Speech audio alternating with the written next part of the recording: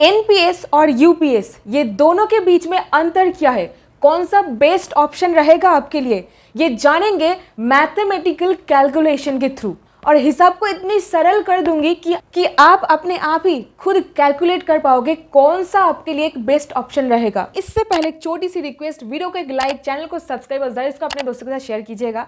Hi everyone, मैं हूं पापिया और आप देख रहे हो डिकोड दी लॉ।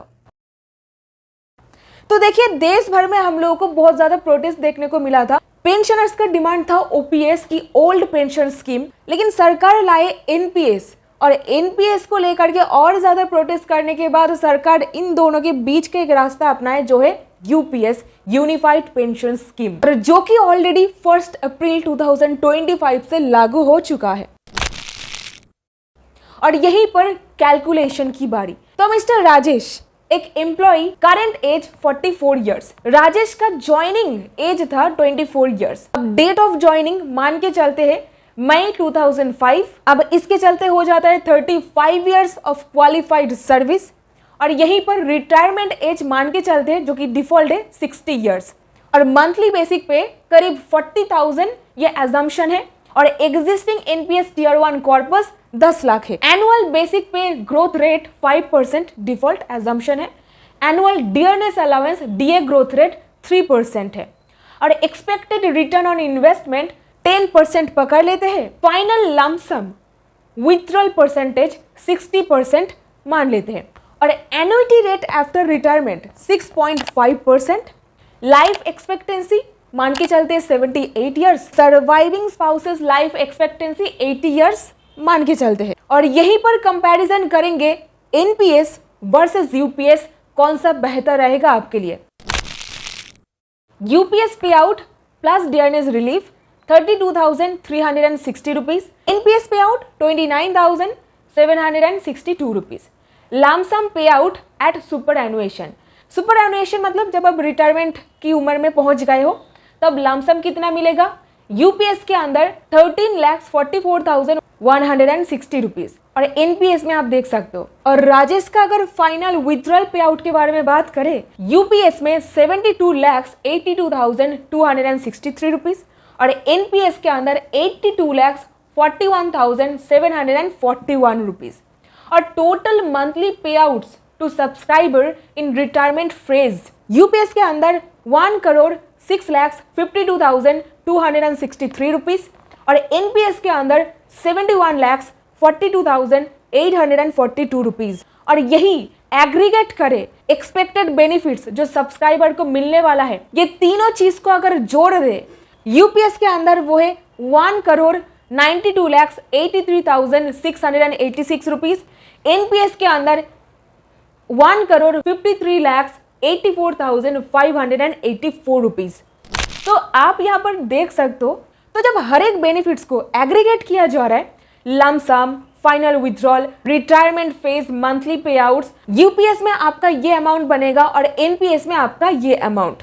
और यहीं पर अभी सवाल आता है, अब कितनी बार यूपीएस से एनपीएस और एनपीएस से यूपीएस आना जाना कर सकते हो। सबसे पहली बात, ये एक वन टाइम ऑप्शन आपके लिए है। एनपीएस टू यूपीएस आप ओनली एक बार ही जा सकते हो, दोबारा नहीं कर पाओगे, एक ही बार। और एनपीएस देखिए कंट्रीब्यूशन बेस्ड फंड है जहां पर कर्मचारी 10% और गवर्नमेंट 14% का निवेश करते हैं। On the other hand UPS क्या है, एम्प्लॉय कंट्रीब्यूट करता है 10% ऑफ बेसिक सैलरी प्लस डीए और गवर्नमेंट कंट्रीब्यूशन करता है 18.5% of basic salary plus DA plus an estimated 8.5% to the pool. Corpus को हम लोग 3 कैटेगरी में डिवाइड कर सकते हैं। नंबर 1 इंडिविजुअल कॉर्पस, नंबर 2 पुल कॉर्पस, नंबर 3 बेंचमार्क कॉर्पस। और यहीं पर कुछ सबसे इंपॉर्टेंट पॉइंट्स जो आपको याद रखना है डिसीजन लेते वक्त। देखिए, लोग जो डिमांड कर रहे थे एनपीएस में हमारा पेंशन कम बनती है, उतनी नहीं बन पाती जितनी ओल्ड पेंशन स्कीम में बन पाती थी। तो यहीं पर एनपीएस में ही सरकार आपको एक एक्सटेंशन वर्जन दे रहे हैं और जिसका नाम है यूपीएस। मतलब कि एनपीएस के अंदर ही सरकार ने आपको एक विकल्प दे दिया यूपीएस के रूप में। और यही स्कीम के अंदर हर एक एम्प्लॉय जिनका सर्विस 25 साल हो चुका है उसको उसकी लास्ट 12 मंथ का 50% अमाउंट एश्योर्ड पेंशन के रूप में मिलेगा और यही रूल 1 अप्रैल 2025 से लागू हो चुका है। अब ध्यान से सुनिए, इसमें सिर्फ वो एम्प्लॉय कवर होंगे जो पहले से ही एनपीएस के अंडर कवर होते हैं। सेंट्रल गवर्नमेंट एम्प्लॉय जो एनपीएस का अंडर का एम्प्लॉय है। तो यहीं पर जो नए कर्मचारी भर्ती होंगे उनका क्या न्यू ऑप्शन रहेगा, वो चाहे तो एनपीएस या यूपीएस दोनों में से कोई भी चुन सकते हैं। और यहीं पर एडवांटेजेस एंड डिसएडवांटेजेस क्या है। पहला टैक्स लायबिलिटी क्या है। सबसे पहले सेक्शन 80 CC/D सबसेक्शन 1 और 80 CC/D सबसेक्शन 1B के तहत 2 लाख तक का टैक्स डिडक्शन मिल जाता है, जो सैलरीड और सेल्फ एम्प्लॉयड दोनों के लिए लाभदायक है। और यूनिफाइड पेंशन स्कीम के अंदर आधार और बैंक अकाउंट के माध्यम से ई श्रम पोर्टल आसान रजिस्ट्रेशन के जरिए इनफॉर्मल सेक्टर के लोग जुड़ सकते हैं। सेकेंड पॉइंट, मार्केट से जुड़ी बढ़ोतरी। यहाँ पर आप पाओगे इक्विटी और डेब्ट एक्सपोजर के चलते लॉन्ग टर्म में 9 से 12% तक के एवरेज रिटर्न मिलता है। दूसरी ओर अटल पेंशन योजना या PMSYM के जरिए 1000 से 5000 पर महीना तक की गारंटीड पेंशन मिलता है। थर्ड पॉइंट, कम फंड मैनेजमेंट चार्जेस। पूरे विश्व में सबसे कम चार्जेस 0.01% से 0.09% में से एक। दूसरी ओर PMSYM में सरकार द्वारा 1000 पर ईयर या सब्सक्राइबर के योगदान का 50% तक योगदान किया जाता है। चौथी पॉइंट में पोर्टेबल और फिक्सेबल में इंडिया में कहीं से भी अकाउंट मैनेज करने की सुविधा है, ऑनलाइन या मोबाइल के जरिए। दूसरी ओर आधार से लिंक्ड होने के कारण माइग्रेंट वर्कर्स के लिए पेंशन बेनिफिट्स पोर्टेबल है। पांचवी, सबके लिए खुला है। 18 से 70 वर्ष के कोई भी नागरिक सैलरीड, सेल्फ एम्प्लॉयड या इसमें जुड़ सकते हैं। ई श्रम के जरिए 38 करोड़ से ज्यादा अनऑर्गेनाइज्ड वर्कर को कवर किया जाता है। यहीं पर बात करेंगे नुकसान की। नुकसान क्या है ये स्कीम का। एनपीएस में देखिए, एन्युटी लेना अनिवार्य है। रिटायरमेंट के समय 40% कॉर्पस से एन्युटी लेना जरूरी होता है, जिसका रिटर्न बहुत कम 5 से 7% होता है। पेंशन 1000 से 5000 पर महीना रिटायरमेंट के बाद जीवन चलाने के लिए काफी नहीं होती। पेंशन गारंटीड नहीं है। एनपीएस में रिटर्न पूरी तरह से मार्केट पर निर्भर करती है, इसीलिए पेंशन अमाउंट निश्चित नहीं होता। सिर्फ अनऑर्गेनाइज्ड सेक्टर के लोग एलिजिबल होते हैं, सैलरीड लोग एलिजिबल नहीं होते। एन्युटी इनकम पर टैक्स लगता है।